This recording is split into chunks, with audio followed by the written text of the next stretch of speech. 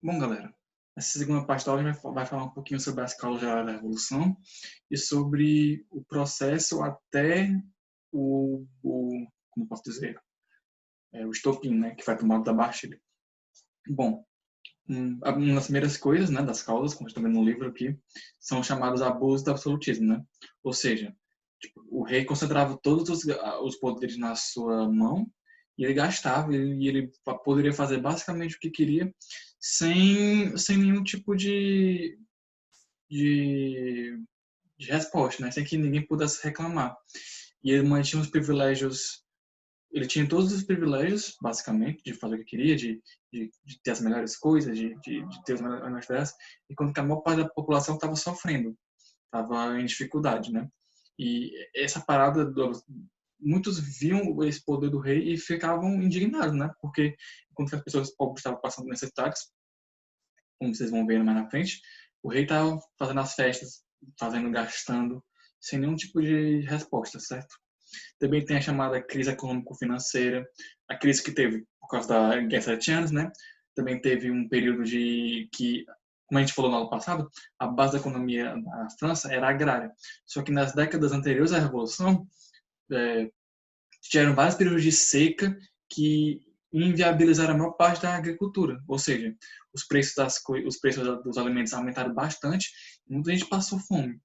E a crise manufatureira, né, também, a crise de que eles não poderiam comprar, quem fazia, né, as manufaturas não conseguia fazer, não conseguia vender, porque não conseguia competir com os preços das manufaturas inglesas, e o grave gasto público, né, porque não tinha mais receitas, porque a galera não está podendo pagar os impostos, que eram muito altos, e as despesas não diminuíam, as despesas só aumentavam, né.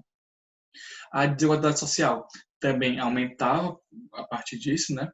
Porque, como a gente sabe, tinha o primeiro estado, que era o clero, o segundo estado, que era a nobreza, e o terceiro estado, que sustentava o governo, pagando impostos e era dividido entre a burguesia e o povo mais humilde, que a gente viu no ano passado também, né? As divisões. Sendo que também, tanto no primeiro estado quanto no segundo estado, haviam elementos que eram mais próximos do terceiro estado, né? Dos padres mais pobres, etc. E Pois é. E a maioria das pessoas do terceiro estado, elas queriam ser mais atuantes na participação do governo, né? Elas queriam participar do governo, elas queriam fazer parte das decisões, né? Que influenciavam elas no final das contas, certo? É, e o iluminismo ele foi muito importante nisso, porque você lembra das ideias de liberdade, as ideias de representação, né? De que você não poderia ter tipo nenhuma decisão que afetasse o povo sem que esse povo tivesse voz nisso, né? Sem que tivesse um papel um meio de manifestar sua opinião e suas escolhas. E os textos iluministas, os livros, os textos, os trabalhos foram bastante influentes nesse período, né? Que eles queriam ser alguma coisa, eles queriam ter mais participação política.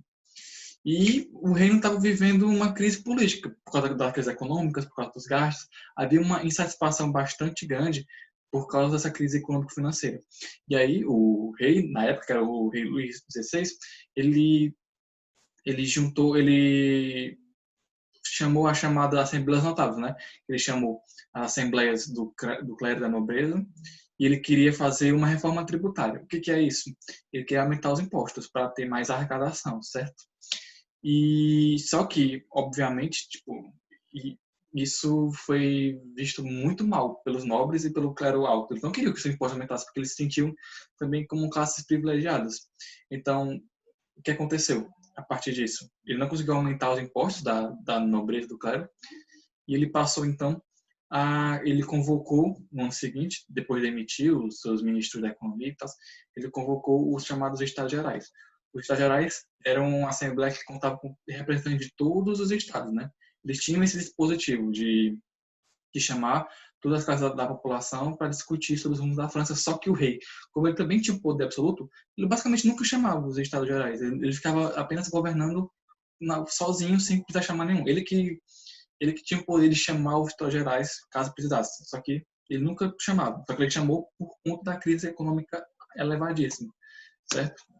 Deixa eu botar aqui. Então, vocês estão vendo aqui os eleitos, né, os Estados Gerais, os votos. Os Estados Gerais, o terceiro estado, que era da burguesia e do povo, ele tinha muito mais membros do que os outros dois, quase mais membros que os dois juntos, só que a parada é que eles não tinham poder de... a votação, né, nas votações dos estagiários, ocorria por estado.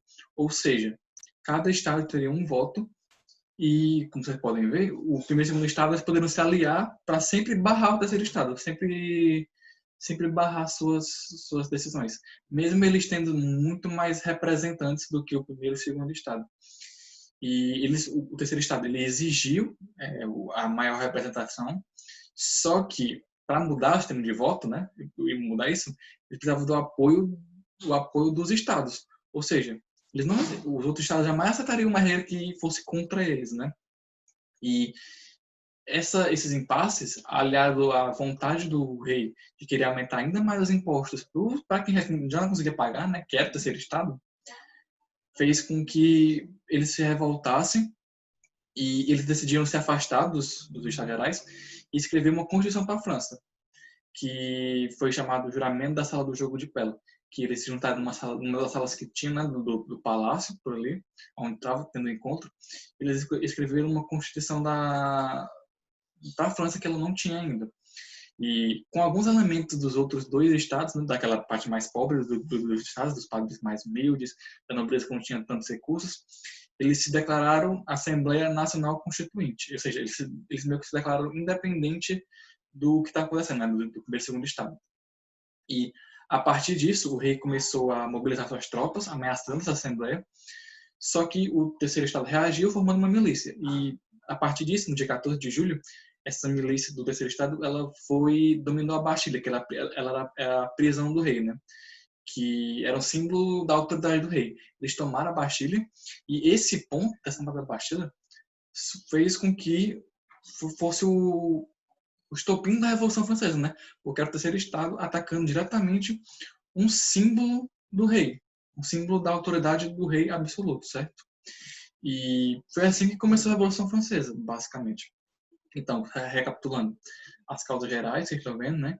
Que o abuso da politismo está sendo mais aceitados, a desigualdade social e a crise econômico-financeira estavam muito grande, o terceiro estado, o povo, a burguesia, queriam mais representatividade no governo e influenciados pelo iluminismo, né? E a crise política ficou muito grande. E atenção, o rei ele convocou as assembleias, né? Ele convocou a assembleia para tentar conseguir mais impostos, conseguir diminuir as tensões. Só que por conta da forma com que a Assembleia dos Estados Gerais era formada, o terceiro estado sempre seria sair pior, né? Sempre ficaria na situação pior. Isso gerou uma satisfação muito grande e a tensão social ficou alta no nível que o terceiro estado decidiu romper com tudo, né? Decidiu romper com o absolutismo e tal, formar a Assembleia Constituinte. E o símbolo disso é a tomada da Bastilha, né? A tomada de um monumento que representava o poder do rei. E assim começou a Revolução Francesa, certo? E espero que tenham entendido, espero que esteja claro o conteúdo, que coisa podem perguntar no classe 1. E na aula que vem a gente vai falar um pouquinho sobre os desdobramentos disso, beleza? Valeu!